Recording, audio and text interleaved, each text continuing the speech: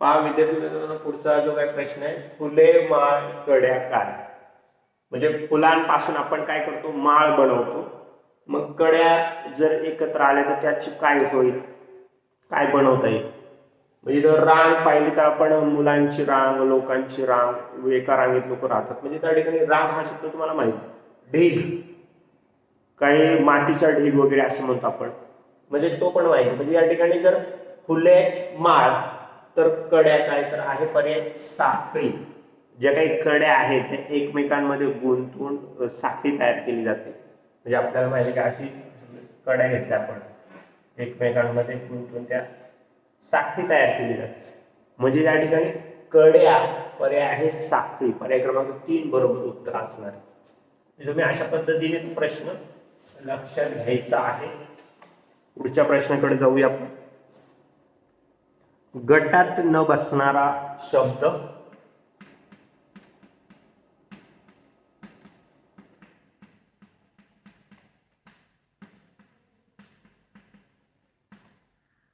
गटात न बसणारा शब्द तुम्हाला वेगळा करायचा आहे. तुम्हाला पर्याय दिलेत साग, दुसरा आहे घोडा, तिसरा आहे देवदार आणि चौथे आंबा.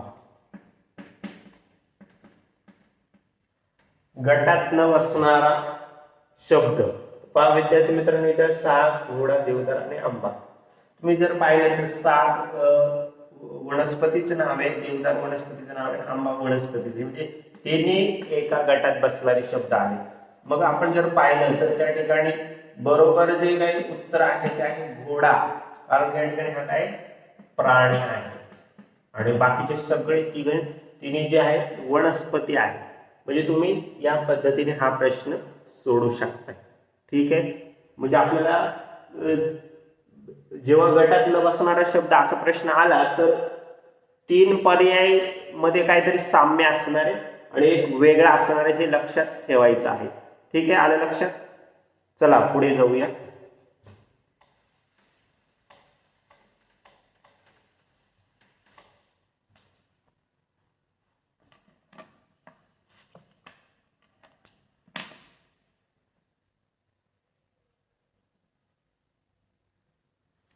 शिवकालीन असा शब्द दिलाय.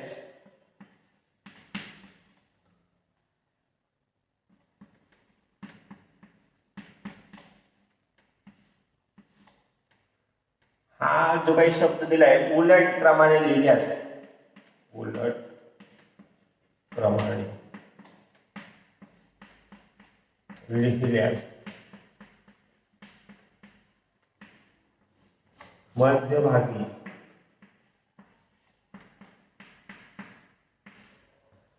कोणते अक्षर येईल.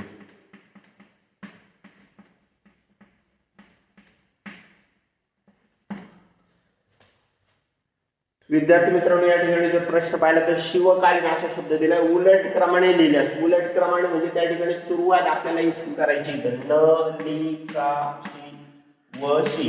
म्हणजे आपण जर उलट क्रमाने लिहिला तर पहा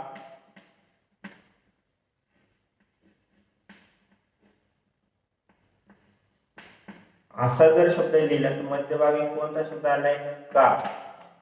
म्हणजेच त्या ठिकाणी का हे उत्तर असणार आहे. आपण जर पर्याय पाहिले या ठिकाणी न, का व ली. न, का व ली. उलट क्रमाने म्हणजे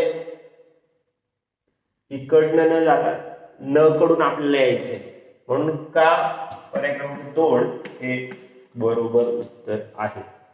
विद्यार्थी मित्रांनो, अशा पद्धतीने तुम्ही हे उलट क्रमाने शब्द किंवा डावीकडून दुसरं, उजवीकडून तिसरं या पद्धतीचे प्रश्न सहज सोडू शकता. ठीक आहे, पुढे जाऊया.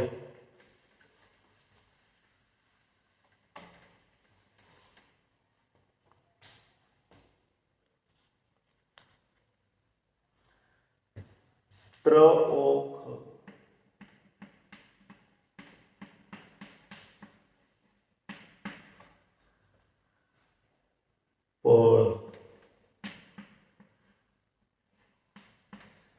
तुम्हाला अशा पद्धतीने सुद्धा प्रश्न दिलेला जातो एखादा, की काही वर्ण असे दिलेले असतात आणि त्याच्यापासून तुम्हाला अर्थपूर्ण शब्द बनवायचे.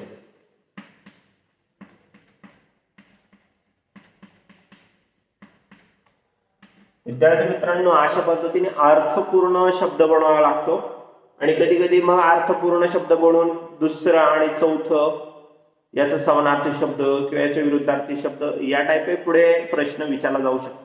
तर इथे मी प्रश्न घेतलाय की याचा तुम्ही अर्थपूर्ण शब्द बनवायचा आहे आणि त्या शब्दातील दुसरे अक्षर लिहायचे. म्हणजे अर्थपूर्ण शब्द बनवा व दुसरे अक्षर कोणते, सुरुवातीपासून दुसरे अक्षर कोणते. तर या ठिकाणी हा जर आपण पाहिला कोणता शब्द तयार बनतोय तर तो आहे ओळखपत्र. विद्यार्थी मित्रांनो, अशा पद्धतीने अर्थपूर्ण शब्द बनला ओळखपत्र. आपल्याला दुसरे विचारले म्हणजे या ठिकाणी पर्याय आहे. इथं पर्याय जर पाहिजे आपण तर त्रपळ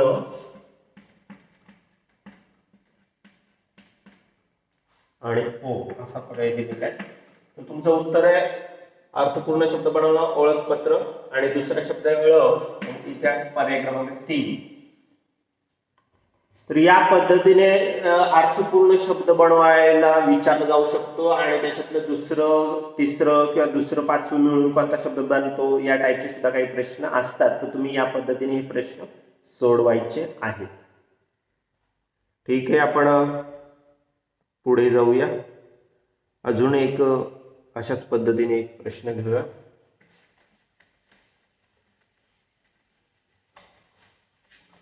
तुम्हाला काही अक्षर दिलेले आहेत पहा. ता, नीम. अर्थपूर्ण शब्द बनवायचा आहे.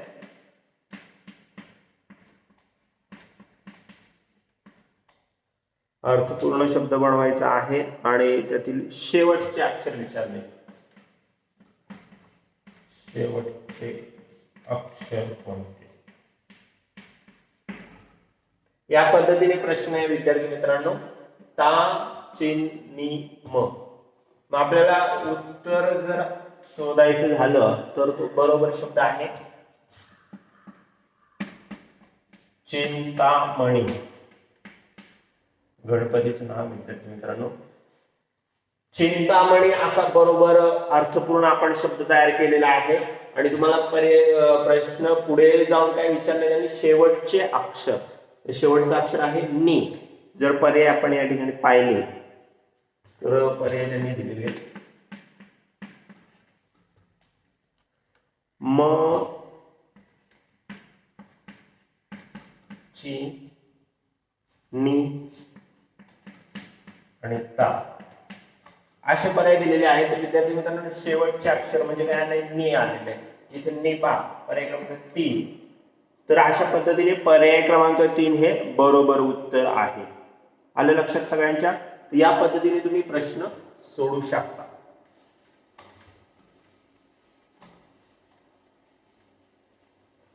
पुढच्या प्रश्नाकडे आपण जाऊया.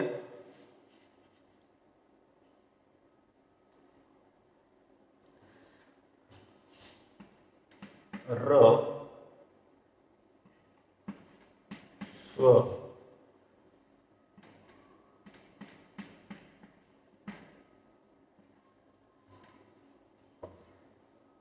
तिसरे अक्षर म्हणजे अर्थपूर्ण तुम्हाला बनवायचं आहे. अर्थपूर्ण शब्द बनवा आणि तिसरे अक्षर कोणते. 4 त्या ठिकाणी तुम्हाला वर्ण दिलेले आहेत आणि त्याच्यापासून तुम्हाला अर्थपूर्ण शब्द बनवायचे. उत्तराकडे जाताना आपण जर पाहिलं तर या ठिकाणी ज्ञानेश्वर असा तयार होईल शब्द. ज्ञानेश्वर. आणि विद्यार्थी मित्रांनो, आपण जर पर्याय पाहिले पर्याय दिलेले त्यांनी र, श्व, ज्ञा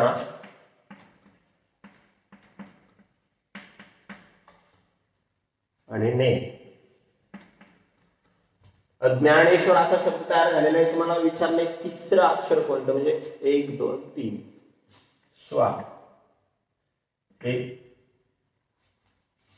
श्व असं या ठिकाणी दिलंय पर्याय ज्ञानेश्वर.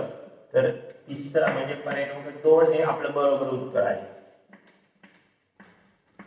जे तिसरं तुम्हाला तिसरं अक्षर विचारलं, म्हणजे पहिलं दुसरं तिसरं आहे श्व. म्हणजे या ठिकाणी पर्याय क्रमांक काय 2 अशा पद्धतीने तुम्ही तो प्रश्न सोडवायचा आहे. आले लक्षात. तर असे सोपे प्रश्न असतात ते अर्थपूर्ण शब्द आपण त्या ठिकाणी व्यवस्थित बनवायचा आहे.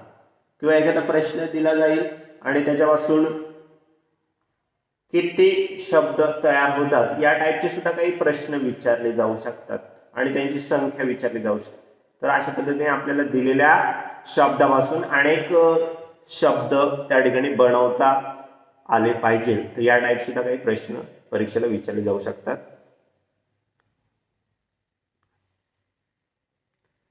त्याच्यानंतर पुढचा एक प्रश्न या ठिकाणी मी घेते.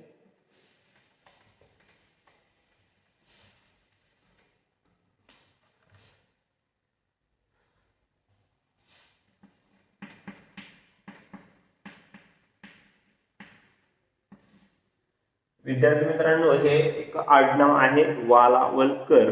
तर या आडनावामध्ये आकारयुक्त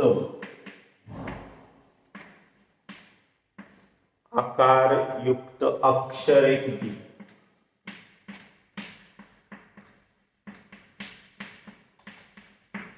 तुम्हाला या पद्धतीने प्रश्न विचारला जातो की अकारयुक्त, अकारयुक्त, इकारयुक्त, उकारयुक्त अक्षर. मग इथे लक्षात घ्यायचे की जेव्हा अकारयुक्त विचारले, अकार म्हणजेच त्या ठिकाणी ज्याला कुठे काना वेलांटी मात्रा नसणार, उकार नसणार असे शब्द म्हणजे अकारयुक्त. म्हणजे व, ल, क आणि र हे चार जे आलेले त्याला म्हणायचे अकारयुक्त. जिथे काना आलाय तर ते काना म्हणजे आकारयुक्त, वेलांटी असेल तर इकारयुक्त आणि उकार असेल तर उकारयुक्त. म्हणजे आपल्याला विचारले आकारयुक्त. आकार म्हणजे काय? काना. मग काण्याचे असलेले जे शब्द आहेत ते आहेत 2. मग इथे काय म्हटलंय त्यांनी प्रश्न की आकारयुक्त अक्षर किती? आणि पर्याय जर पाहिले आपण या ठिकाणी पर्याय दिले त्यांनी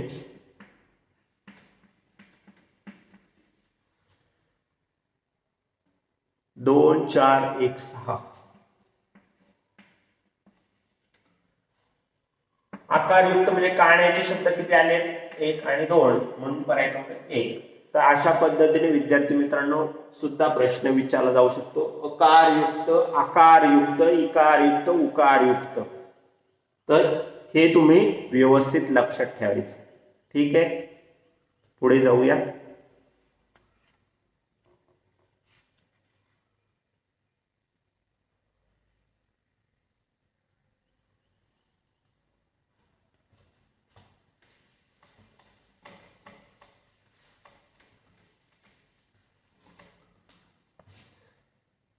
संख्या मला या ठिकाणी दिलेली आहे 47, 52, 49, 45 आणि 48. विद्यार्थी मित्रांनो अशी संख्या मला दिली आणि सर्वात मोठ्या संख्येतील अंकांची बेरीज किती येईल? सर्वात मोठ्या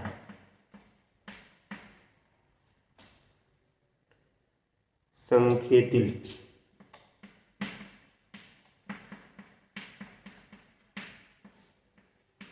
अंकांची बेरीज किती येईल? अशा पद्धतीने प्रश्न दिलाय. पर्याय या ठिकाणी देतोय 7 11, 7 11. 93.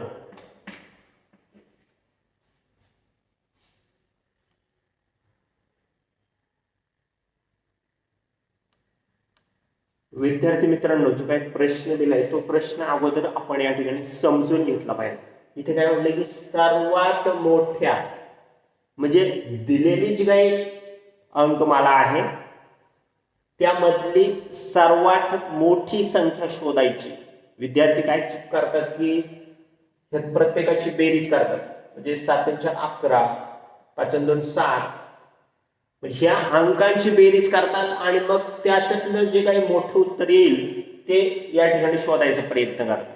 तर या ठिकाणी प्रश्न व्यवस्थित समजून घ्या। सर्वात मोठ्या संख्येतील अंकांची बेरीज म्हणजे याच्यामध्ये दिलेल्यापैकी सगळ्यात मोठी संख्या कोणती आहे ती तुम्ही लक्षात ठेवायची। 47, 52, 49, 45 आणि 48। 52 ही संख्या काय दिलेली आहे, सगळ्यात मोठी दिलेली, म्हणजे संख्या आली तुमची 52 आणि तुम्हाला अंकांची बेरीज विचारली म्हणजे 5 + 2 = 7, म्हणजे पर्याय क्रमांक 1। तर अशा पद्धतीने तुम्ही हे प्रश्न सोडवायचे आहेत। परंतु विद्यार्थी काय गडबड करतात, या ठिकाणी ह्या अंकांची प्रत्येकाची बेरीज करत बसतात आणि मग त्याच्यातलं जे काही मोठं उत्तर येईल आणि ते शोधून काढतात। म्हणजे त्या विद्यार्थ्याला प्रश्न समजला नाही की सर्वात मोठी संख्या पहिल्यांदा शोधा आणि मग त्या मोठ्या संख्येतील अंकांची त्या ठिकाणी काय करायची, बेरीज करायची आहे। तर अशा पद्धतीने विद्यार्थी मित्रांनो स्कॉलरशिप परीक्षेमध्ये प्रश्न विचारले जातात। काही प्रश्न असे दिसायला एकदम सोपे परंतु गडबड करणारे असतात, जे विद्यार्थी नकळत फसला जातो त्या ठिकाणी, घाईघाईमध्ये उत्तर त्या ठिकाणी वेगळंच काढतो। मग तुम्ही अशा पद्धतीने प्रश्न सोडवताना काळजीपूर्वक सोडवायचे आहेत।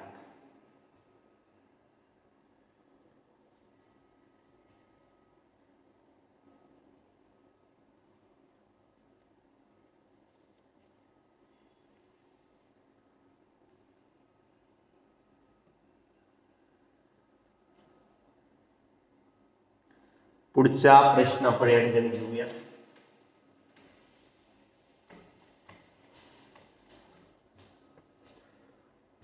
अंकमाला दिली या ठिकाणी 1 2 3 4 5।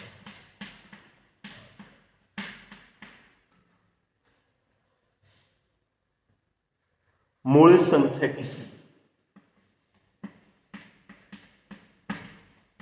सोपा आहे प्रश्न तुम्हाला विचारलेला आहे। मूळ संख्या किती? तर विद्यार्थी मित्रांनो या ठिकाणी लक्षात घ्यायचे की संयुक्त संख्या आणि मूळ संख्या असा भाग असतो। 2 ही एकमेव अशी समसंख्या आहे की ती प्रामुख्याने मूळ संख्या असते, म्हणजे हा नियम आपण लक्षात ठेवायचा। मग या ठिकाणी पाहिलं तर मूळ संख्या आहे 2, 3, 5 आणि 7। म्हणजे तुमच्या एकूण ज्या काही संख्या आल्या त्या 1 2 3 4, तुम्हाला विचारले मूळ संख्या किती, तर त्या आहेत 4। म्हणजे जर आपण या ठिकाणी पर्याय पाहिले तर पर्यायामध्ये दिले तुम्हाला 10 5 4 6। विद्यार्थी मित्रांनो 4 हे बरोबर उत्तर आहे, म्हणजे 2 3 5 7 मूळ संख्या म्हणजे ज्याचे त्या ठिकाणी विभाजक पडले जात नाही अशा पद्धतीने त्या संख्या तुम्हाला त्या ठिकाणी शोधायच्या, म्हणजे त्या संख्या दुसऱ्या कुठल्याही पाड्यामध्ये येत नाही। तर हे तुम्ही लक्षात ठेवा आणि अशा पद्धतीने हा प्रश्न सोडवायचा आहे। तुम्हाला संयुक्त संख्या, मूळ संख्या, समसंख्या, विषम संख्या या टाईपचा एखादा प्रश्न विचारला तर तुम्ही ते लक्षात घ्यायचे कशा पद्धतीने तो प्रश्न सोडवायचा आहे। ठीक आहे।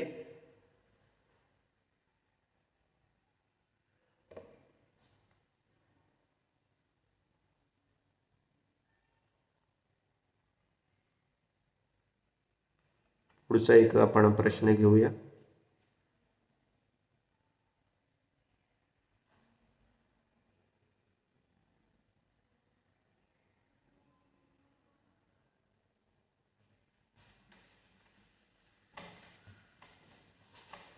तुम्हाला संख्या मला दिली इथे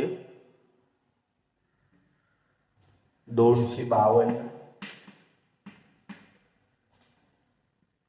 353,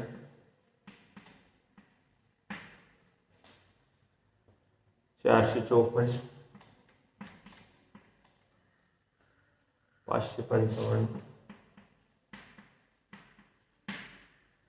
656. आणि प्रश्न विचारलेला आहे, दिलेल्या संख्येमालेत समसंख्या किती आहेत?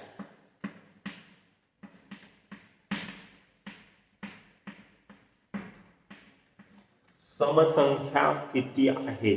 तर विद्यार्थी मित्रांनो, हा अतिशय सोपा या ठिकाणी मी प्रश्न घेतलाय. तुम्हाला समसंख्या शोधत असताना तुम्ही फक्त एकक स्थानच्या अंकाचा विचार करायचा. इथे एकक स्थाने आहे 2, इथे आहे 3, इथे आहे 4, इथे आहे 5 आणि इथे 6. तर समसंख्येच्या बाबतीत आपण लक्षात घ्यायचे की ज्या संख्येच्या एकक स्थानी 0, 2, 4, 6, 8 हे अंक येतात ती संख्या समसंख्या असणार आहे. म्हणजे या ठिकाणी ही समसंख्या आहे. 454 समसंख्या आहे आणि 656 समसंख्या आहे. तर आपलं जे काही उत्तर येणार आहे ते समसंख्या किती आहे? 3. तर अशा पद्धतीने हा प्रश्न तुम्हाला सोडवायचा आहे. म्हणजे तुम्हाला इथे समसंख्या किती, विषम संख्या किती या टाईपचे सुद्धा काही प्रश्न अशा पद्धतीने उदाहरण दिल्यानंतर विचारले जाण्याची शक्यता नाकारता येत नाही. तर अशा पद्धतीने तुम्हाला ते सोडवायचे असतात. किंवा असे अंक दिलेले जातात आणि एखाद्या कसोटीवरचा प्रश्न असतो की 2ने निषेध जाणाऱ्या संख्या किती, 3ने निषेध भाग जाणाऱ्या संख्या किती किंवा 5ने निषेध भाग जाणाऱ्या संख्या किती. तर तुम्हाला त्या ठिकाणी ज्या काही कसोट्या आहेत गणितामध्ये त्या तुम्ही त्या ठिकाणी वापरायच्या आहेत आणि असे प्रश्न सोडवायचे आहेत. ठीक आहे, पुढच्या प्रश्नाकडे आपण जाऊया.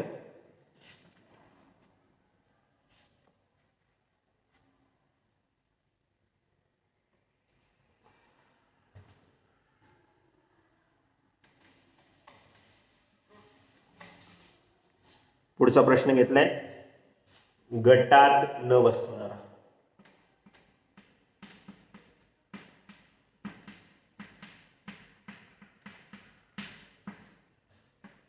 पर्याय या ठिकाणी आपण घेऊया. मोगरा, जाई, गुलाब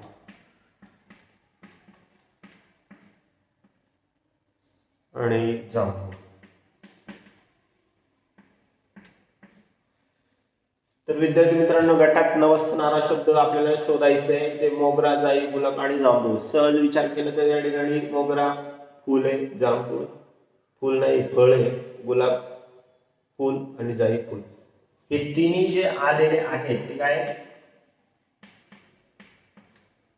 फुलांमध्ये येतात आणि जांभूळ हे फळ आलेलं आहे. त्यामुळे तुम्हाला साहजिकच जांभूळ हा शब्द त्या ठिकाणी काय करायचं, वेगळा काढायचा आहे. म्हणजे प्रश्न वाचल्यानंतर तिघांचा काय गट बसतोय, कशामध्ये येतात ते शोधा आणि वेगळा तो आपोआप तुम्हाला लगेच समजेल की तिघांचा एक गट झाला, फुलांचा आहे किंवा राज्यांचा आहे, राजधानी विचारलेले आहेत. म्हणजे 3 काहीतरी साम्य असतं तिघांमध्ये. ते तुम्हाला एकदा समजलं की तो चौथा पर्याय तुम्ही आपोआप बाजूला काढू शकता. तर अशा पद्धतीने विद्यार्थी मित्रांनो आपल्याला मुख्य दिशा, उपदिशा, म्हणजे मुख्य दिशा 3 विचारल्या जातात आणि एक उपदिशा दिलेली असते किंवा उपदिशा 3 दिलेल्या असतात आणि मुख्य दिशा 1 दिलेली असते. मग अशा पद्धतीने वेगळे तुम्ही काढू शकता. किंवा महिने विचारले जाऊ शकतात, 30 दिवसाचे महिने आणि 31 दिवसाचा महिना. म्हणजे या ठिकाणी अशा पद्धतीने वेगळा प्रश्न काढू त्या ठिकाणी विचारला जाऊ शकतो. किंवा बऱ्याच वेळेस रंगांची नावं दिलेली असतात. कधी कधी इंद्रधनुष्यातल्या रंगांची नावं दिलेली असतात आणि एक वेगळा रंग दिलेला असतो, ते तुम्हाला शोधायचा असतो. किंवा 3 रंग दिले आणि चौथा पर्याय दिला तुम्ही की रंगीत. मग विद्यार्थी मित्रांनो 3 रंग आहेत आणि चौथा रंगीत आहे, मग रंगीत हा वेगळा पर्याय त्या ठिकाणी तुम्हाला काढायचा असतो. अशा पद्धतीने एकदम सोपे प्रश्न या ठिकाणी असतात, आपण व्यवस्थित लक्षात घ्यायचे. कधी कधी एकदल धान्य, द्विदल धान्य या टाईपचे काही प्रश्न असतात, ते तुम्ही लक्षात ठेवायचं. उदाहरण जर आपण द्यायचं झालं तर मका, ज्वारी, हरभरा, गहू. मका, ज्वारी, हरभरा आणि गहू यामध्ये जर पाहिलं आपण तर मका, ज्वारी आणि गहू हे एकदल धान्य आहे आणि हरभरा हे द्विदल धान्य आहे. मग हरभरा तुम्हाला त्या ठिकाणी वेगळा काढायचा. म्हणजे अशा पद्धतीने काही प्रश्न विचारले जातात. पाळीव प्राणी, जंगली प्राणी हे सुद्धा विचारले जाऊ शकतात किंवा काही वारांची नावं दिलेली असतात. म्हणजे उदाहरणार्थ समजा शनिवार, बुधवार, रविवार आणि वार, तर त्या ठिकाणी विद्यार्थी मित्रांनो वार हा तुम्हाला त्या ठिकाणी वेगळा काढायचा आहे. मग काही विद्यार्थी काय करतात की रविवार वेगळा काढतात, त्यांना वाटतं की रविवार म्हणजे सुट्टीचा दिवस वगैरे. मग अशा पद्धतीने न कळत आपली चूक होण्याची शक्यता नाकारता येत नाही. मग तुम्ही या पद्धतीचे जे काही प्रश्न आहेत ते प्रश्न अशा पद्धतीने सोडवायचे आहेत. मराठी महिने विचारले जातात आणि एखादा इंग्रजी महिना दिलेला असतो, मग तो इंग्रजी महिना कोणता आहे ते तुम्ही वेगळा काढायचा आहे. कधी कधी ऋतूंची नावे दिलेली असतात, म्हणजे शरद, शिशिर, हेमंत आणि पावसाळा. मग तुम्ही पावसाळा लगेच वेगळा काढू शकता, कारण बाकीचे ऋतू वेगळे आहेत आणि उन्हाळा, पावसाळा, हिवाळा हे मुख्य ऋतू वेगळे आहेत. म्हणजे या अशा पद्धतीने तुम्हाला प्रश्न दिलेला असतो. कधी कधी नामांची नामं, विशेषण, क्रियापद, सर्वनाम हे प्रश्न या मध्ये विचारले जातात. समानार्थी शब्द 3 असतात आणि एक वेगळा विरुद्धार्थी असतो, तो तुम्हाला सोडवायला लागणार आहे. म्हणजे अशा पद्धतीने विद्यार्थी मित्रांनो तुम्हाला या ठिकाणी हा प्रश्न सोडवायचा आहे. तुम्ही अशा पद्धतीने ते प्रश्न सोडवा, म्हणजे अडचण येणार नाही.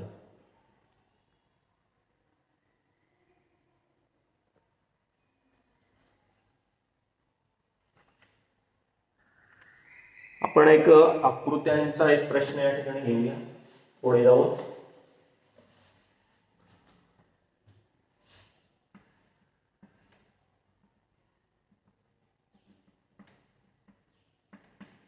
पहिली आकृती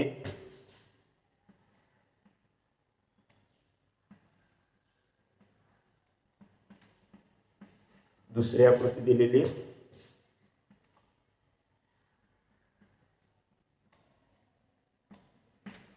तिसरी आकृती दिलेली,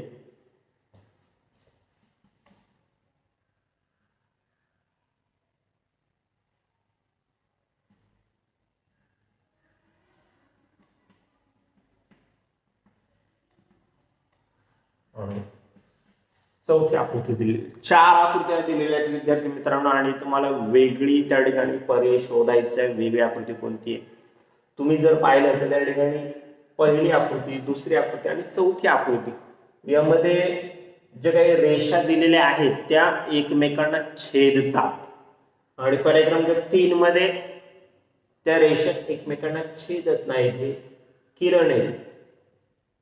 म्हणजेच त्या ठिकाणी तुम्हाला पर्याय क्रमांक 3 हे बरोबर उत्तर आहे. तर अशा पद्धतीने प्रश्न मध्ये जे काही साम्य असणार ते तुम्हाला शोधावं लागणार आहे आणि तुम्ही त्या ठिकाणी तो प्रश्न अचूक सोडवायचा प्रयत्न करायचा आहे. पुढचा एक प्रश्न आकृत्यांचा आपण घेऊया.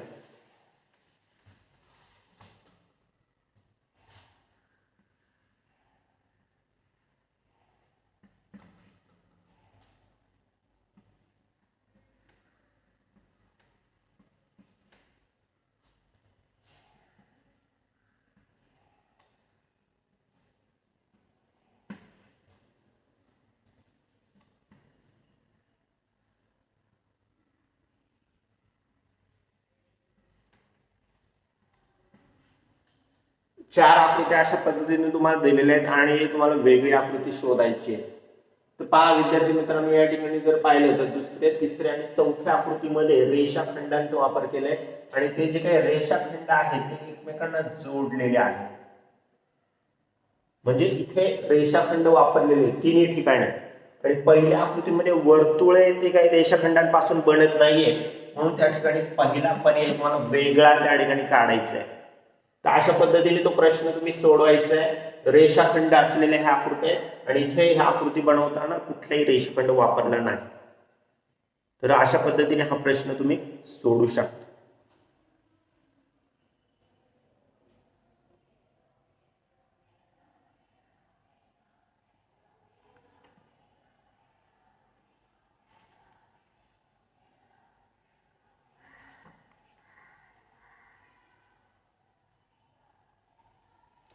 पुढच्या प्रश्नाकडे आपण जाऊया.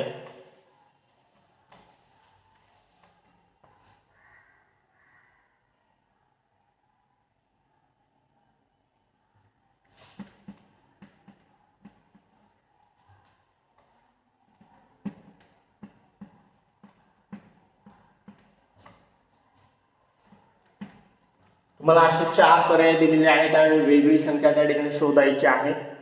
मग कोणती असणार वेगळी संख्या? इथे 5, 25, 36 आणि 49. तर तुमच्या लक्षात येणार आहे की 25, 36, 49 याच्यामध्ये काय आहे? तर हे वर्ग आहे, वर्ग संख्या दिलेल्या आहेत. 5चा वर्ग 25, 6चा वर्ग 36 आणि 7चा वर्ग 49. म्हणजे इथे वर्ग दिलेले आहेत, वर्ग संख्या दिलेल्या आहेत आणि 5 वर्ग नाही, म्हणजेच तुम्हाला त्या ठिकाणी वेगळा पर्याय आहे 5. ठीक आहे, इथं 5चा वर्ग 25, 6चा वर्ग 36 आणि 7चा वर्ग 49. इथे 3 पर्यायामध्ये वर्ग संख्या दिलेल्या आहेत आणि 5 कोणत्याही संख्येचा वर्ग नाही, म्हणून 5 वेगळी त्या ठिकाणी तुम्हाला संख्या काढायची आहे. ठीक आहे, तर अशा पद्धतीने तुम्हाला वर्ग संख्या, संयुक्त संख्या, समसंख्या, विषम संख्या त्या ठिकाणी दिलेल्या असतात. तर तो प्रश्न व्यवस्थित समजून घ्या आणि तो सोडवायचा प्रयत्न करायचा आहे.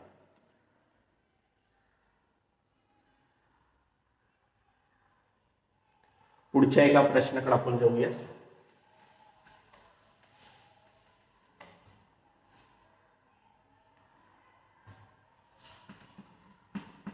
सतरा, 31, 47, 35 यामध्ये 4 संख्या दिलेल्या असतात आणि तुम्हाला वेगळी काढायची आहे. 17, 31, 47, 35, 7, 1, 7, 5. इथं जर पाहिलं तर विषम संख्या दिसतात ह्या बाकीच्या मध्ये. 17 किंवा सगळ्याच जे काय आहे ते आहेत विषम संख्या. मग आपण दुसरा त्या ठिकाणी पर्याय काय सांगता येईल आपल्याला?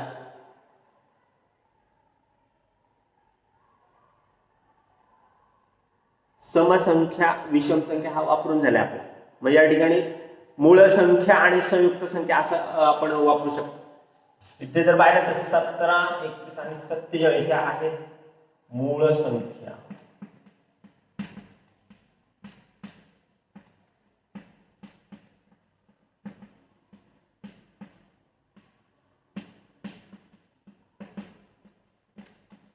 आणि 35, 5 गुणिले 7, 5 × 7 = 35. म्हणजे ही आहे संयुक्त संख्या.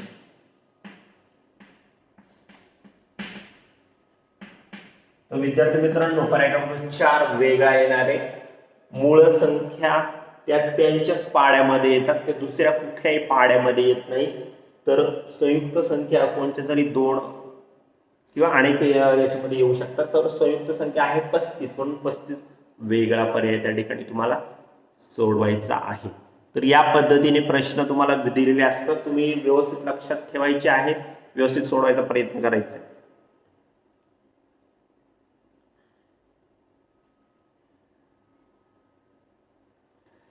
पुढे पहा, पुढचा एक प्रश्न आपण घेऊया.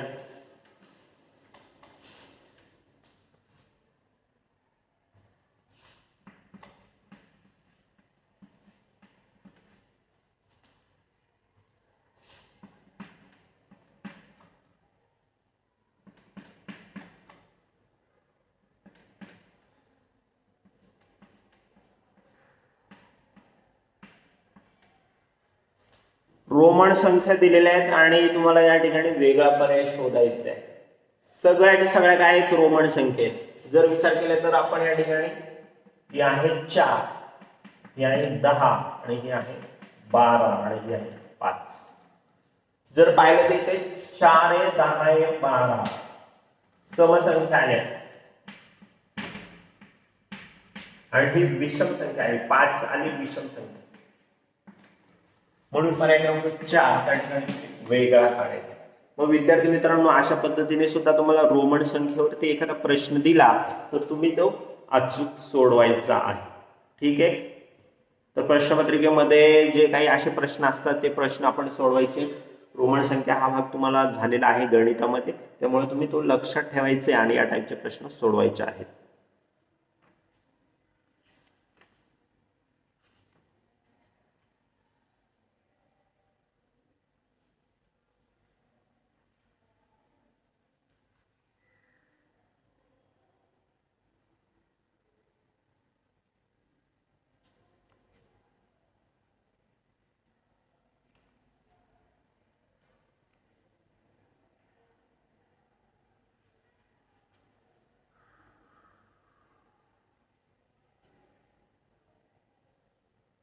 पुढचा त्या ठिकाणी पण प्रश्न घेऊया.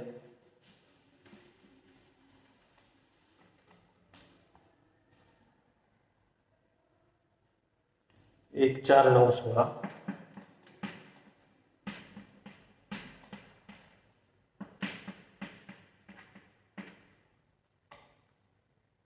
17 26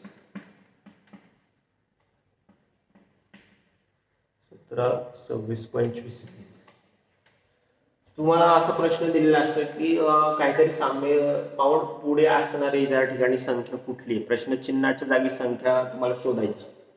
म्हणजे हे करत असताना याच्यामध्ये काहीतरी साम्यता असणार. इथे जर पाहिलं आपण 1 4 9 16 वर्ग दिलेले आहेत. एकाचा वर्ग 1, दोनाचा वर्ग 4, तीनाचा वर्ग 9, चारचा वर्ग 16. म्हणजे आपल्याला काहीतरी क्रम भेटतो. 1 2 3 4 प्रत्येकाचा वर्ग दिलेला आहे. दोनाचा वर्ग, तीनाचा वर्ग, चाराचा वर्ग. इथे 60 काय असणार आहे, 5चा वर्ग. मग 5चा वर्ग म्हणजे 5 गुणिले 5, 5 5 25. तर 25 म्हणजे पर्याय क्रमांक 3.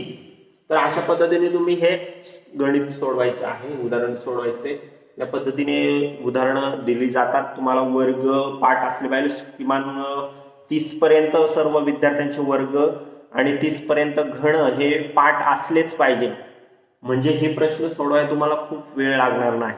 तर विद्यार्थी मित्रांनो, आम्ही वारंवार सांगतो की वर्ग पाठ करा, घन पाठ करा, किमान तुमचे पाढेपाठ पाहिजे. म्हणजे पटकन हे उदाहरण तुम्ही सोडू शकता. अशा पद्धतीने प्रश्नपत्रिकेमध्ये वेगवेगळ्या पद्धतीची उदाहरणं सुद्धा दिलेली असतात.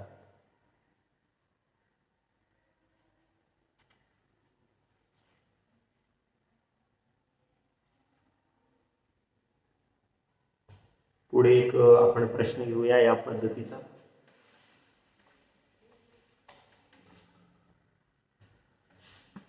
11 13 17 19 पुढे काय? 21 22 23. विद्यार्थी मित्रांनो, पहा या ठिकाणी प्रश्न दिलाय 11 13 17 19 आणि प्रश्नचिन्हाच्या जागेवर संख्या तुम्हाला शोधायची आहे. पर्याय जर पाहिले तर 21 22 23 29. इथे 11 13 17 19 काय मूळ संख्या दिलेल्या आहेत, म्हणजे त्या कुठल्याही दुसऱ्या पाड्यामध्ये येत नाही. मग इथे जर क्रमाने दिले, 11 नंतर 13 मूळ संख्या आली, 13 नंतर 17 आणि 17 नंतर 19. तर 19 नंतर क्रमाने पुढे असलेली कोणती आहे मूळ संख्या? 21 येणार आहे का? 21 येणार नाही. 7 त्रिक 21 म्हणजे त्या ठिकाणी ती संयुक्त संख्या आहे. 22 तर समसंख्या आहे. 23 म्हणजे या ठिकाणी पर्याय क्रमांक 23. 3 हा पर्याय क्रमांक आलेला आहे, तर आलं 23. तर या प्रश्नामध्ये काय विचारलंय ते तुम्हाला कळलं पाहिजे. या ठिकाणी जर गॅप शोधत बसले तर ते तुमचं उत्तर चुकणार आहे. म्हणजे तुम्हाला विचारलं या ठिकाणी काय, क्रमाने मूळ संख्या. म्हणजे जी काही ट्रिक आहे, विचारले काय क्रमाने मूळ संख्या या ठिकाणी शोधायची, मग तीच आली पाहिजे. वेगळा तुम्ही जर पर्याय काढले तर मग ते चुकीचं उत्तर होणार आहे. तर या पद्धतीने तुमची मूळ संख्या, विषम संख्या, समसंख्या हा भाग तुमच्या लक्षात आला पाहिजे. ठीक आहे, तर या ठिकाणी आपण थांबूया. पुढच्या तासाला अजूनही जास्त उदाहरणं या ठिकाणी आपण सोडवायचा नक्कीच प्रयत्न करूया. सर्वांनी लक्षात ठेवायचे की प्रश्नपत्रिकेतील सर्वच्या सर्व प्रश्न सोडवायचे आहेत. जो काही उत्तराचा पर्याय जो असणार तो गोल तुम्हाला करावा लागणार आहे. तुम्हाला इथे 4 गोल त्या ठिकाणी दिलेले असतात. इथे प्रश्नांचा इकडे क्रम असतो आणि जे क्रमांकाचा समजा 3 तर तुम्हाला काय 3 नंबरचं त्या ठिकाणी वर्तुळ रंगवायचं आहे. काळा ब्लॅक पेन वापरायचं आहे, म्हणजे काळ्या रंगाचाच बॉल पेन वापरा, जेणेकरून तुम्ही व्यवस्थित तो गोल रंगू शकताय. काही विद्यार्थी पॉइंटेड पेन वापरतात, शाई पेन वापरतात आणि उत्तरपत्रिका फाडून टाकतात. तर तसं न करता आपण बॉल पेन वापरा आणि पटकन त्या ठिकाणी तो वर्तुळ अचूक रंगवायचा आहे. तो वर्तुळ असा बाहेर जाता कामा नये किंवा थोडासा रंगवलाय हे चुकीच्या पद्धतीने बरोबर पद्धत त्या ठिकाणी वापरायची आहे. तर हे सुद्धा आपण ह्या बारीक सारीक गोष्टींचा विचार करायचा आहे. व्यवस्थित आपला केंद्र क्रमांक, बैठक क्रमांक, आपली उत्तर लेखनाची भाषा हे अचूक सगळ्यांना अशा पद्धतीने गोल रंगवायचे आहेत. तर ते व्यवस्थित तुम्ही रंगवायचे आहेत आणि प्रश्नपत्रिका संपूर्ण सोडवायचे आहेत. प्रश्नपत्रिकेच्या शेवटी एकूण सोडवलेले प्रश्न, न सोडवलेले प्रश्न ते तुम्हाला विचारले जातात. मग तुम्हाला त्या ठिकाणी तुम्ही सर्व सोडवल्यामुळे तुम्ही त्या ठिकाणी सर्वच्या सर्व प्रश्नांना त्या ठिकाणी गोल करू शकता, म्हणजे संख्या त्या ठिकाणी लिहायची वेळ आली तर ते करू शकता. अशा पद्धतीने छान सर्वांनी अभ्यास करायचे आहे आणि स्कॉलरशिप परीक्षा 2021 छानपैकी तुम्ही पार पाडणार आहात. सर्वांना बेस्ट ऑफ लक. धन्यवाद. या ठिकाणी आपण थांबूया.